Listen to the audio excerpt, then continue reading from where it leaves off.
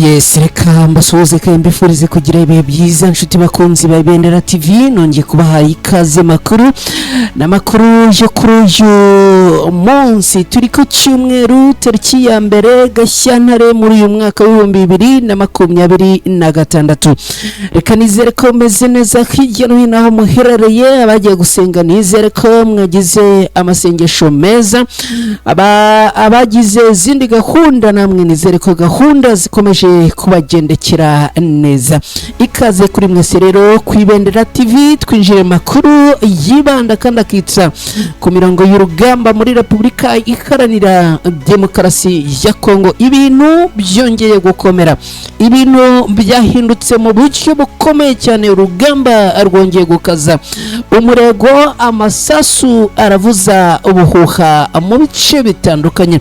Reka twihuse mbabwire ko muri Kivu y'Amajyepfo muri Repubulika Iharanira Demokarasi ya Kongo, by'umwihariko ahasange hongeye kugabwa ibitero bikomeye cyane mu gitondo cyo kuri uyu munsi, aho abarwanyi bo ku ruhande rwa leta ya Kongo bongeye kuramuka bagaba ibitero ku barwanyi ba Alliance Fleuve Congo mama 23. Kugeza ubu tuvugana abarundi bamanitse amaboko muri iyi mirwano.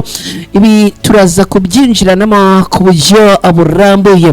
Ndaza kandi kukubwira ko ubu tuvugana imirwano yongeye kwaduka, twirwaneho ihanganye bikomeye n'ingabo zo ku ruhande rwa leta ya Kongo ni FARDC n'abambari babo. Turaza nabyo kubyinjiramo ku buryo burambuye. Uraza kunyemerera kandi nkubwire ko ubu tuvugana umusada wa Alliance Fleuve Congo mama 23 kuri twirwanaho umaze kumanuka. Ibifaru bigera kuri 30 byose bya mama 23 bimaze kugera muri Pozero mu kanya isa 5:25 gutyo. Nibwo amakuru avuga ko uyu musada warumaze kugera ahangaha. Ibintu rero abikaba byongeye kuzamba no gukomera.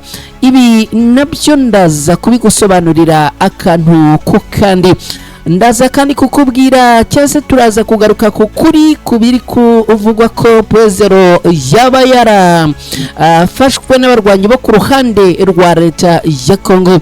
Aya makuru ndakubwiza ukuri ko yamaze kubeshyuzwa. Ibi unyemerere nabyo mu kanya gato ya nze tubyinjiremo ku buryo burambuye. Hanyuma ndaza kandi kukubwira ko intambara yakomeje gukaza umurego mu misozi iri mu nkengero za Minembwe. Ibi byifashe gute? Aha mu Minembwe ndakubwira ko hongeye kubura urugamba rukomeye cyane mu gihe hari hamaze iminsi asa naho hari agahenge. Turaza kunyarukirayo rero turebere hamwe ibiri kuhabera. Amakuru aravuga ko urugamba rukomeye kandi rwongeye kuzamura intera yo ku rwego rwo hejuru muri bice bya Minembwe. Ibi ni ibintu bikomeye, ibi ni ibintu bitari buze koroha na gatoya. Ikaze kuri mwese nanone, niba wamaze kugera hano ku Ibendera TV nyemerera unterekere wa like, uraza kuba ugize neza. Niba kandi wamaze kugera hano ku Ibendera TV akaba ari ubwa mbere uhageze, unyemerere unkorere subscribe, uraza kuba ugize neza. Numara kunkorera subscribe uze kwibuka no kunkorera kuri ako kantu kameze nk'inzogera ni signe de la notification, nugakoraho ubutaha amakuru ku Ibendera TV azajya kugeraho udatakaje umwanya wo kujya kuyashakisha. Mwese rero reka nizere ko mumeze neza, reka nizere ko mukomeje kugubwa neza. Ubundi munyemerere ibintu tubigenze gutya mu kanya gato cyane ngaruka twinjira muri aya makuru ku buryo burambuye.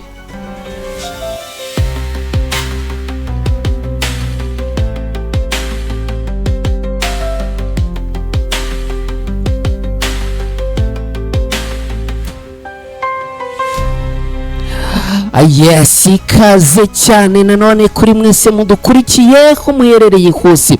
Abantu muherereye mu karere ka Kayonza ni mu burasirazuba bw'u Rwanda, abari Nyagatare, abari aho za Rwamagana, abari za Gatsibo, abari Kirehe, mbahaye ikaze, ndetse n'abari mu Bugesera, abari mu turere dutatu tugize umujyi wa Kigali, namwe mwumve ko twabahaye ikaze muri aya makuru. Ubwo ni Kicukiro, Gasabo na Nyarugenge.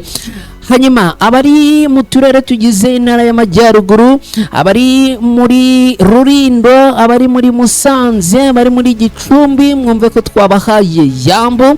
Abari mu burengerazuba, iyo za Rubavu, Karongi na Rusizi, namwe ikaze. Abari mu majyepfo, abari Huye, ariko tutarava mu burengerazuba, hari abantu baherereye muri Rutsiro, hari n'abantu baherereye mu Ngororero batubwira ko badukurikira cyane. Abantu nanone abari muri Gakenke, namwe mutubwira ko mudukurikira cyane, ntago nabarenza y'ingohino kuri. Hanyuma abari mu majyepfo rero, abari Muhanga, abari yo hepfo za Huye, abari Gisagara, namwe mbahaye ikaze muri aya makuru. Abari Igoma hano mu burasirazuba bwa Repubulika Iharanira Demokarasi ya Kongo, Yambu sana, mumeze mute? Muzamura akaboko turamukanya, niba muhari muze kunyandikira muti turagukurikiye neza 5/5. Abaherereye Rucuro, abari Kisangani, abari za Masisi, abari yo hepfo Uvira, namwe Yambu sana. Abari mu bice bya Cibitoke twambutse, ubwo ni mu Burundi, namwe Yambu. Abari mu Bugande, yo Kampala, Rashidi, umeze gute? Yambu sana. Abari Kenya, abari Tanzania, abari Sudani, abari Mozambique na Malawi, namwe twongeye kubaha ikaze muri aya makuru. Hanyuma abari muri Leta Zunze Ubumwe za Amerika, ndamubona Pastor Steven uherereye aho ngaho Chicago, nambari kumwe nawe aho ngaho, tubahaye Yambu cyane. Abari Norvege, abari Canada, abari Australia, abari mu Bufaransa, abari mu Bubiligi no mu Buholandi, namwe tubahaye ikaze. Dukubita twanzika twanzurana aya makuru. Ubwo niba turi kumwe, like yawe uyinerekereho uyihuse cyane. Ndashaka like nyinshi cyane uyu munsi, ndashaka kandi subscribe nyinshi. Nabibonye ko abantu mudukurikira mutarakoze subscribe muri ku rugero ruri hejuru ya 60%. Ubwo rero niba udukurikira rwose utari wakora like ndetse utari wakora na subscribe, nyemerera ubinkorere, uraza kuba ugize neza cyane. Hanyuma ni munyemerere rero twanzikana aya makuru ku buryo burambuye, n'amakuru yo kwibendera TV kuri iki cyumweru. Ahitwa Sange, ndagira ngo nkubwire ko ibintu byongeye guhinduka no gukomera. Abarwanyi bo ku ruhande rwa leta ya Kongo baramutse bongera kugaba ibitero ku barwanyi b'intare za Sarambwe muri ibi bice bazamukiye Kiriba, Runingo, Sange.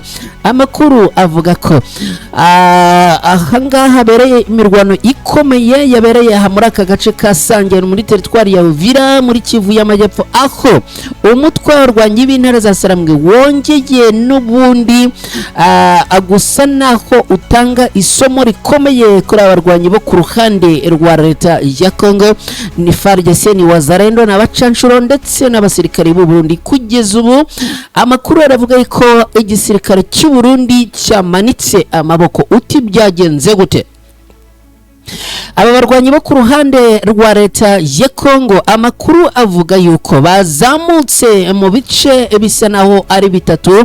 Hari abazamukiye ha route nationale nimero 5, hari abaciye mu bihande byahangaha muri uburyo bw'ibumoso, hari n'abandi baciye mu bindi bihande. Bikavugwa rero ko ubwo aba bombi bazamukaga, Abarundi n'abacanshuro ngo bazamutse tayari aha kuri route nationale nimero 5, n'ubundi batagatinze batagatinze ibirindiro byarwanyi ba Alliance Fleuve Congo 23. n'ubundi dore ko aba baherereye aha muri ibi bice bya Sange bamaze kuzamuka. Rero ndagira ngo neza nkubwire ukuntu operation ahangaha yagenze. biravugwa yuko masaha yo mu rukerera rwa kare ahagana ku isaha y'isa 11:20 kuzamuka gutyo hagati ya 20 na 25 bivugwa yuko ahangaha hariho urugamba rwari rukomereye. Hanyuma rero biravugwa yuko abarwanyi bo ku ruhande rw'igisirikare cy'u Burundi n'abacanshuro bazamukiye ahitwa Kiriba River Bridge, ni ukuvuga bari street kuri route nationale numero 5. Hanyuma bikavugwa yuko abo ku ruhande rwa Wazalendo bo abaciye muri ibi bihande neza uzamukiye Tema, ubwo birumvikana haraho ugeraho kamera nk'ayitegeye ibi bice bya Kitija na Kingwengwe. Hanyuma bose bakaba bari bafite gahunda yo kurasa aha muri ibice byasange ku barwanyi ba Alliance Fleuve Congo 23.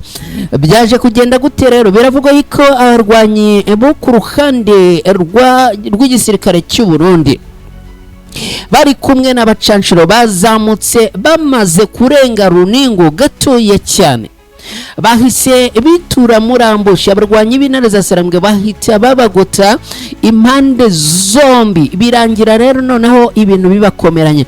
Amakuru avuga yuko nta kindi kintu kigeze gikorwa kuri abasirikare b'abacanshuro n'abasirikare b'u Burundi usibye kuba ngo bahise bamanika amaboko. Biravugwa yuko abagera kuri 30 bose bamaze gufatwa amatekwa n'abarwanyi bo ku ruhande rwa Alliance Fleuve Congo 23. Ibintu rero bikaba byongeye kuzamba, ibintu bikaba byongeye gukomera. Abarwanyi bo ku ruhande rw'u Burundi n'abacanshuro ndagira ngo mbwire ko bongeye guhabwa isomo rikomeye cyane kuri uyu munsi. Reka kandi nkubwira yuko ubwo dukomeje n'aya makuru ajyanye imirwano yongeye kwaduka, twirwaneho kugeza ubu yongeye guhangana bikomeye n'ingabo za FARDC n'abambari ibazo. Amakuru yizewe aturuka muri teritwari ya Mwengani muri Kivu y'Amajyepfo muri Repubulika Iharanira Demokarasi ya Kongo aravuga ko mu gitondo cyo kuri iki cyumweru tariki ya 1 Gashyantare muri uyu mwaka w'2026 hongeye kwaduka imirwano ikomeye yahuje umutwe wa twirwaneho n'ingabo za leta ya Repubulika Iharanira Demokarasi ya Kongo FARDC zifatanyije n'ingabo z'u Burundi, imitwe ya Wazalendo, ndetse bikavugwa yuko ngo n'abacanshuro nabo bari bafatanyije n'aba barwanyi bo ku ruhande rwa leta ya Kongo. Nkuko aya makuru abigaragaza, iyi mirwano ngo yazindutse ibera mu bice bitandukanye byo mu nkengero za Mikenke, na gace kazwiho kugira agaciro kanini mu bijyanye n'umutekano n'imiterere y'aka karere. Imirwano yakomeje no mu bice bimwe na bimwe birimo ahitwa Biraro Mbiri ndetse no mu tundi duce two muri ako gace, aho imbunda ziremereye n'izoroheje zumvikanye kuva isa 11 za mu gitondo kuri uyu munsi, zitangira n'ubundi guhererekanya imiriro y'amasasu mu kirere. Amakuru aturuka ku baturage baherereye ahangaha aravuga yuko ibyo bitero byaturutse mu bice bya Kamombo ni muri teritwari ya Fizi binyuze muri groupement ya Mutambara, bikaba ngo bigaragara ko byari bigamije kwagura urugamba no kugerageza gusunika abarwanyi batwirwana mu bice bagenzura. Amakuru kandi aravuga ko ibi bitaje kuborohera nk'uko bitangazwa na bamwe mu bayobozi batwirwana ndetse n'ubuhamya bwakusanyijwe n'ibitangazamakuru bitandukanye. Uyu mutwe wari witeguye bihagije no kuvuga twirwaneho. Aya makuru avuga ko ingabo za leta n'abambari bazo zatangiye gusubizwa nyuma y'amasaha make y'imirwano ikaze, mu buryo urusaku rw'imbunda rwatangiye kumvikana rwerekeza kure mu cyerekezo cya Kamombo, rugaragaza ko hari abasirikare basubiyeyo. Iyi mirwano mirwano ibereye imwenga ije ikurikira indi mirwano ikomeye yabereye mu gace ka Rwitsankuku ku wa gatandatu ni ku munsi w'ejo tariki 31 z'ukwezi kwa mbere muri uyu mwaka wa 2026 aho FARDC n'abambari bayo bagabye ibitero ku birindiro byatwirwano icyakora nkuko amakuru abigaragaza ibyo bitero ngo byasubijwe inyuma maze twirwaneho ikomeza kugenzura Rwitsankuku n'inkengero zaho kugezana n'ubu ngubu nibo abakihagenzura. Imirwano ikomeje kugaragara muri utu duce ni igihe cy'urugamba rumaze imyaka myinshi rufitanye isano n'amakimbirane yashingiye ku moko politike n'imiyoborere mu misozi y'Umurenge aho umutwe twirwaneho wahanganye kenshi n'ingabo za leta ya Kongo rimwe na rimwe bikarangira aba barwanyi batwirwana n'ubundi babasubije inyuma. Ubu tuvugana rero umusanda w'abarwanyi ba Alliance Fleuve Congo mama 23 tayari wamaze kugera mu bice bya Puezero. Ibifaru bigera kuri 30 by'abarwanyi ba Alliance Fleuve Congo mama 23 bimaze kumanuka muri Puezero kujya gutanga umusada uremereye ku barwanyi batwirwaneho. Amakuru aravuga ko nyuma yuko mu misozi miremire ya Minembwe by'umwihariko muri ibice bya Puezero hamaze iminsi habera imirwano ikomeye, nyuma yuko kandi abarwanyi bo ku ruhande rwa leta ya Kongo ni FARDC ni Wazalendo ni igisirikare cy'u Burundi n'abacancuro bakomeje kugaba ibitero muri ibi bice bya Puezero abagambiriye kuhirukana umutwe wa twirwaneho yagize gutya isaba umusada ku barwanyi ba Alliance Fleuve Congo mama 23. Biravugwa ko kuva mu gitondo ku isaha y'isa 7:45 zishyira isa 8 ngo nibwo ibi bifaru byamanutse. Amakuru akavuga ko muri ya masaha tuvugana ibi bifaru bigera kuri 30 byose tayari byamaze kugera muri ibice bya Puezero mu rwego rwo gutanga umusada wa gisirikare ku barwanyi batwirwaneho bamaze iminsi bahanganye n'ibitero ndetse n'imirwano ikomeye cyane y'abarwanyi bo ku ruhande rwa leta ya Kongo. Nkuko aya makuru yabivuga ngo iyi mirwano ya gisirikare yaba yarageze ku rwego rukomeye cyane aho twirwaneho byaje kurangira isabye uyu musada ni nyuma yuko kandi hamaze iminsi hari imirwano ikomeye cyane. Abarwanyi batwirwaneho rero bakaba baje gusaba uyu musada nyuma yuko tubabwiye yuko abarwanyi bo ku ruhande rwa leta ya Kongo mu mutwe ngo udasanzwe witwa Hibu bamanutse ahangaha bakaba rero ngo barimo gukoresha amadrone atandukanye ku munsi ngo bashobora kurasa amadrone cyangwa kuzamura amadrone agera kuri 6.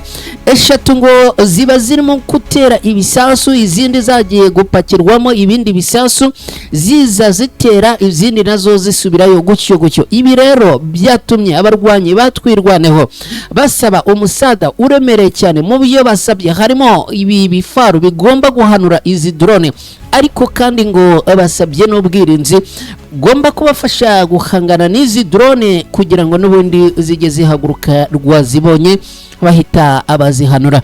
Kugeza ubu rero ndakubwira yuko ibintu byongeye gufata intera yo ku rwego rwo hejuru ku mirwano ikomeje kuzamura intera ahangaha muri bice bya Puezero. Tukiraha muri Puezero reka nkubwire amakuru y'ukuri, mubwire amakuru y'ubwino. Kugeza ubu amakuru yiziye waturuka mu misozi miremire y'Umurenge muri teritwari ya Fizi na Minembwe ni mu ntara Kivu y'Amajyepfo mu burasirazuba bwa Repubulika Iharanira Demokarasi ya Kongo.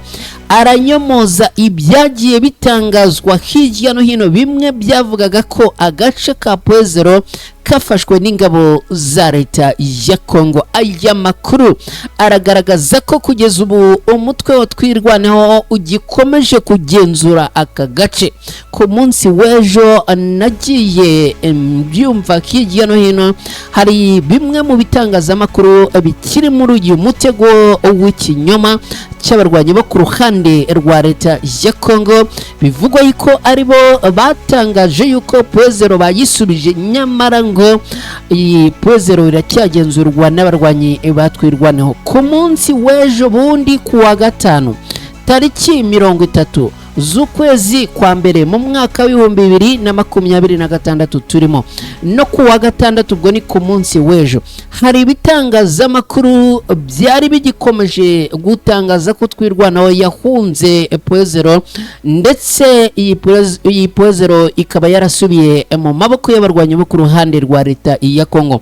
Icyakora amakuru dukesha abaturage batuye muri ako gace ndetse n'abagize uwo mutwe wa twirwanaho aremeza ko twirwanaho gikomeje kugenzura ibi bice bya Puezero. Puezero ifatwa nk'ahantu h'ingenzi hahuza inzira zerekeza Fizi na Mikenke na Minembwe, bityo ikagira uruhare rukomeye mu mutekano n'imigendekere y'aka gace. Aya makuru aranemezwa kandi natwirwanaho aho bavuga yuko bakomeje kugenzura ibice bya Minembwe, Mikenke na Gipupu ndetse n'utundi duce two muri teritwari ya Mwenga, by'umwihariko mu gace ka Mibunda.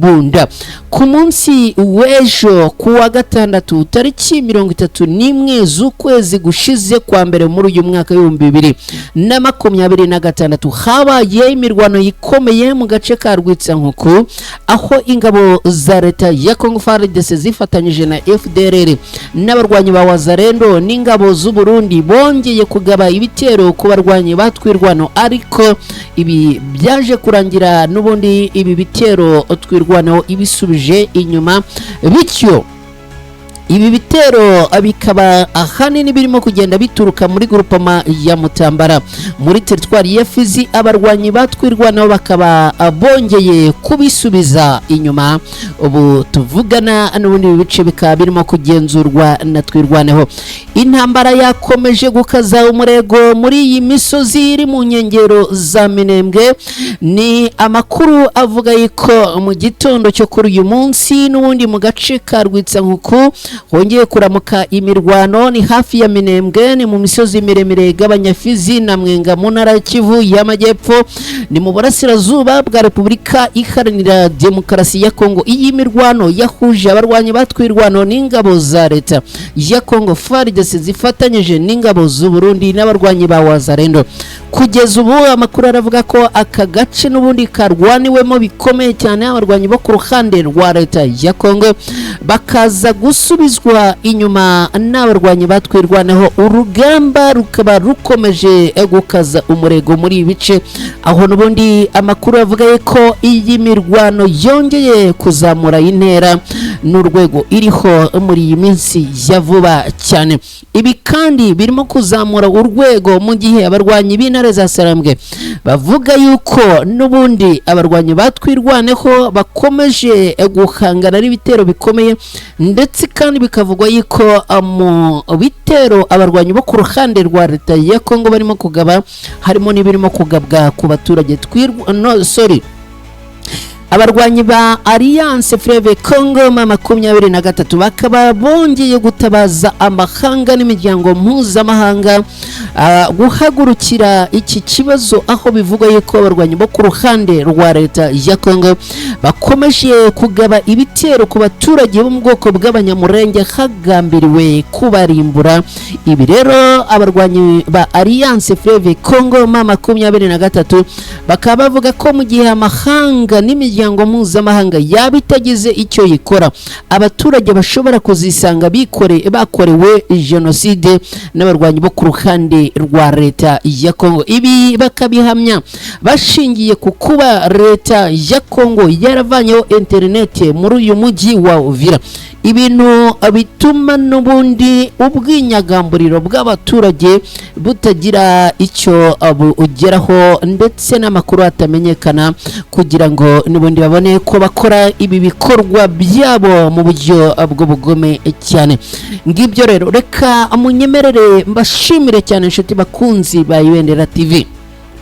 mwese aho muherereye ababanye natwe reka nongere nkwibutse ko hani kwibendera TV ni mu makuru yibanda akanitsa mu burasirazuba bwa Repubulika Iharanira Demokarasi ya Kongo, by'umwihariko ku mirongo y'urugamba ikomeje guhanganisha abarwanyi b'uruhande rw'intare za Sarambwe n'abarwanyi bo ku ruhande rwa leta ya Kongo. Niba udukunda kandi ukaba udukurikira, ushobora no kudukurikira utadukunda, ariko wowe wese udukurikira nyemerera nkubwire cyangwa se ngusabe unyemerere unkorere like, ntugende utankoreye like. Hanyuma niba ari bwo bwa mbere ugeze hano ku Ibendera TV ntugende utankoreye subscribe, uraza kuba ugize neza. Uyu waba ari umusanzu mwiza cyane utanze hano ku Ibendera TV. Nitwa Mukada, ndagushimiye cyane rero. Hanyuma mwese mukomeze kugira icyumweru cyiza, mugire impagarike n'ubugingo.